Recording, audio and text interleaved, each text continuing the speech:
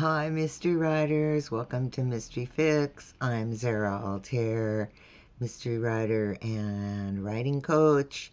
And today, let's focus on the puzzle of your mystery because there is no mystery without a puzzle.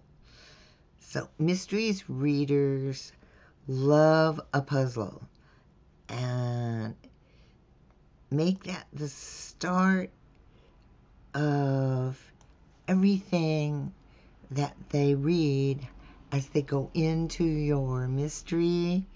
And when you fully develop, detective leads the reader on the discovery search. The puzzle is the draw in the mystery. And I'm going to say that again. The puzzle is the draw in a mystery. And all the work you do in developing your characters and creating suspects and planting clues has one aim: to create a mystery.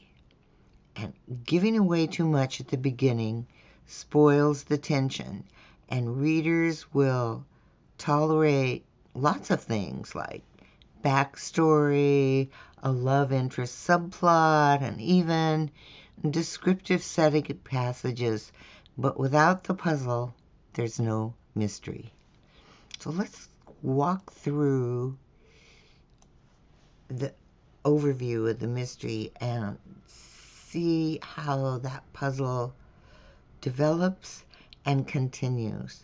So at the beginning, we have a setup, and your sleuth is the reader's guide through the story. And creating a detective with quirks and strengths invites your reader into the story. And the reader expects the detective to solve the mystery at the end, but not until the end. A solid introduction to how your sleuth works initiates reader trust that their guide, your detective, has what it takes to collect the puzzle pieces and put them in place. So that's the very beginning of your setup. You want to introduce that detective and assure your readers that your detective has the skills to get this mystery solved. And I know I've said it before, but the murder victim is the key to the mystery, and the detective learns more about the victim and the victim's world. The reader follows along, anxious to see how things develop. This is all part of the setup. Your detective, the murder, the victim, and your readers are waiting now for the clues and the suspects to confound them and your sleuth. And the last part of the setup is when your sleuth decides to take on solving the mystery to uncover the villainous murderer. And the main part of your mystery is the discovery. And some people call this Act 2. But now your sleuth starts looking at the victim's world. And so once your sleuth takes on the case, you begin to set the puzzle pieces in place. And so what evidence and clues are at the scene, and how was your victim killed? Very basic stuff, but this is like, does it make sense?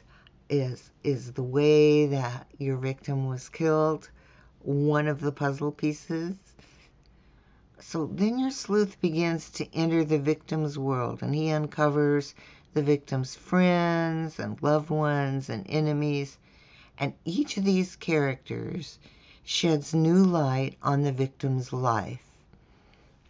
So all these pieces are falling in, but they don't fit together yet. That's the next part of your work, is setting up all these puzzle pieces, but they're still amazingly puzzling, and you're creating that mystery and bringing your reader along. Well, wait, how does that work? And I, is that a clue? And so the victims' likes and dislikes, as your sleuth discover them, their shortcomings and their secrets are revealed as suspects contribute to painting a picture for the sleuth and your reader. So think of your sleuth as your reader's guide through this puzzle. The sleuth and your reader begin to form an opinion of the victim and possible reasons the victim brought on their own death. So you're setting up a lot of pieces in this discovery part. And as you get toward the middle of your mystery, your sleuth and your reader discover they didn't have a full picture. With lots of pieces, but it's still not making sense at all. And a midpoint event illustrates how wrong those first assessments are. So it's one of the best ways to keep your middle from sagging is you've got all these puzzle pieces, but they just aren't working. It's not making sense. Okay, and then after the midpoint, some people call this more of Act 2, or some people call it Act 3. Your detective is really on the hunt. Okay, they got all these puzzle pieces. They're not making any sense. The detective has to stop and rethink everything, because everything seemed to go along in that discovery part, and then there's this giant obstacle that makes it clear that your detective didn't have all the pieces and was probably going down a wrong trail and needed to rethink everything. So that very first part of the hunt is just taking a look at everything the detective and the reader have discovered so far, and of course through the detective's filter. And so your detective decides to reconsider all the facts, all the evidence, all the statements made by the suspects, and she must find a new direction to unveil the killer. And without reversals and twists, your readers will feel your story is episodic and it's not creating the puzzle they crave. The puzzle is just so intrinsic to a good mystery. So on the hunt, your sleuth is moving those puzzle pieces around and creating new ways of looking at them. Maybe these two fit together. He hadn't thought about that before. She goes back to interview a suspect because she feels that they really didn't give her a full picture. This is often the point where a beginning writer loses the puzzle thread. I'm so determined to get to that ending that you're not creating complications for your sleuth. Don't worry. You're going to get to that end. Your sleuth is going to reveal who the villain is. But wow, just make it as tough as possible. Those tries to fit those puzzle pieces together and they don't work. That's your whole job in this third part of your mystery, is making it complicated. Because this is another place where that middle can sag, is if your readers feeling like they're marching to the revelation. So keep it complicated and throw those obstacles and those reversals at your sleuth. And this is one of the main reasons that readers complain about a sagging middle. It's not really the middle, because if you've done that part and made the midpoint obstacle really challenging, if you have a tendency to just march toward the revelation in this third part of your mystery, it's not creating that puzzle. So make sure you have lots of complications, lots of reversals, and then right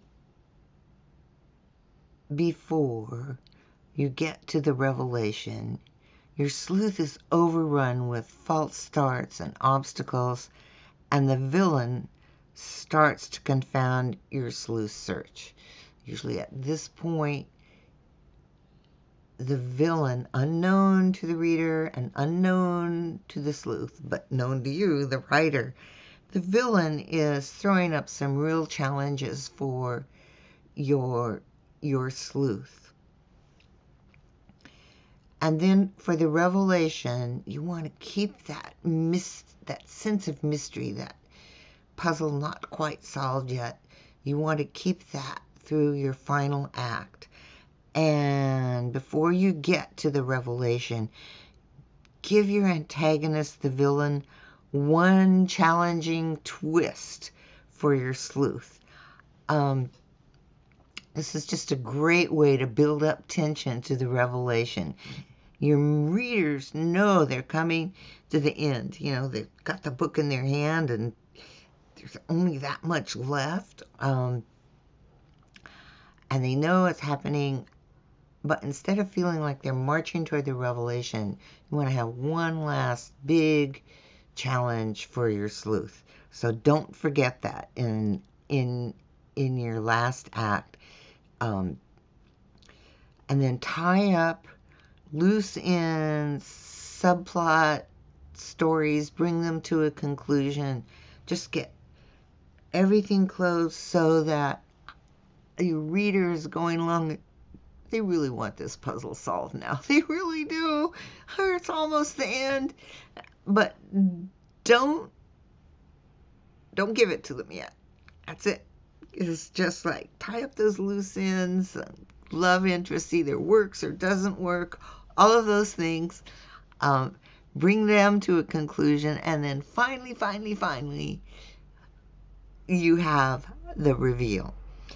And after that one last big challenge, the reveal is the release of all the tension that you've built up in your story. So all mystery lead to that moment, but make it the final moment of your mystery. Okay, that's it for today. I want to thank you for being here, and thank you for questions that you send me an email, and certainly you can post them here or get in touch, and I thank you for being here.